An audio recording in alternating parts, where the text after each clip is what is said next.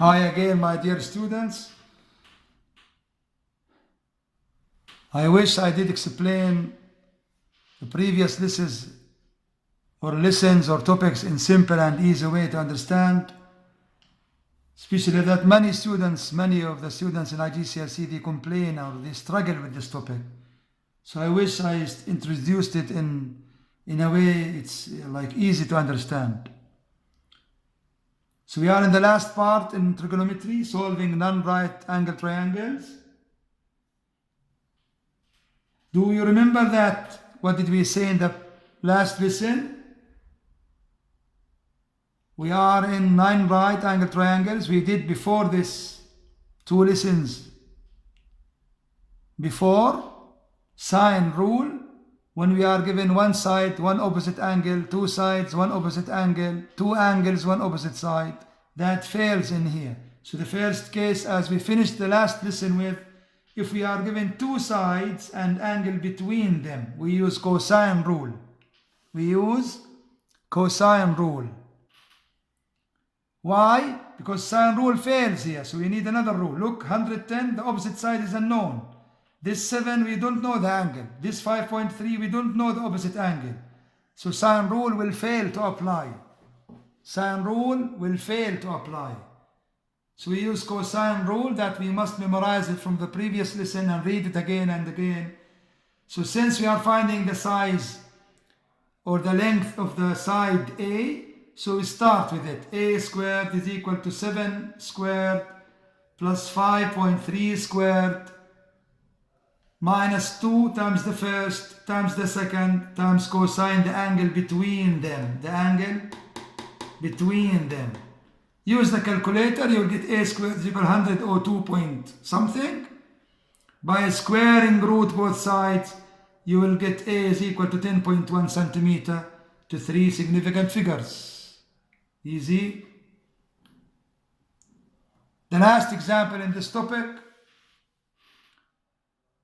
we are given in the example 2, triangle with 3 sides, my dear students, 3 sides. So again, the same case. We are not given any angle, so no of the angles given, which is not given any angle, none of these sides is opposing any angle. So sine rule will fail again. So we use cosine rule, the main cosine rule. So cosine the angle. Cosine rule starts with cosine or with the side, according to the question. So in this question, since we are finding the value or the measure of the angle x, we do cosine x. Cosine x is equal to the sides, look, squares of the sides including the angle. 7.6 and 5. 7.6 and 5. So 5 squared plus 7.6 squared minus the opposite to the angle. Look, this is the way that I have to remember or understand cosine rule. This is the angle we are finding. This is the opposite side. You see it? Always like this. So the angle we are finding is opposing the last side that will be squaring with minus.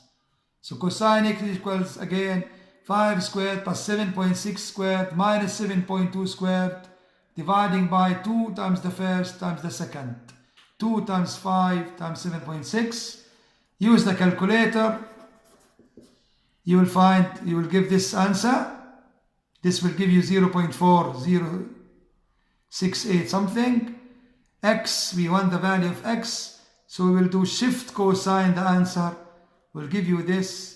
I decided, just for example here, to finish the angle with 66 to the nearest degree. If you say to the nearest degree, to the nearest whole digit, which is 66 degrees. If you round to the nearest ones.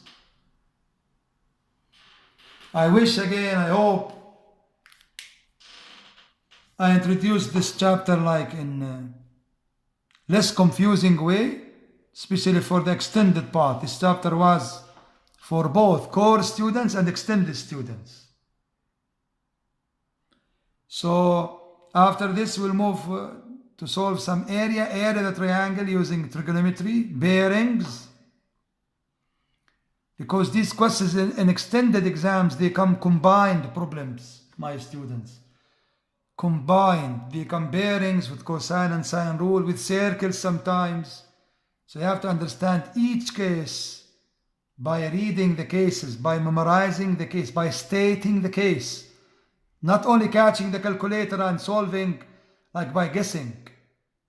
Right angle triangle Pythagoras in case 2, given two sides, like this way you read the chapter. And I all wish you the best. So after I, inshallah, God willing, I will do bearings after this. Then I will do, after I finish some topics based on my close students or the students I teach. And everywhere we'll be solving full past papers. Full past papers with like a selected way. Selective past paper questions to make sure that you are ready for your exams on May or June for Cambridge and Excel students.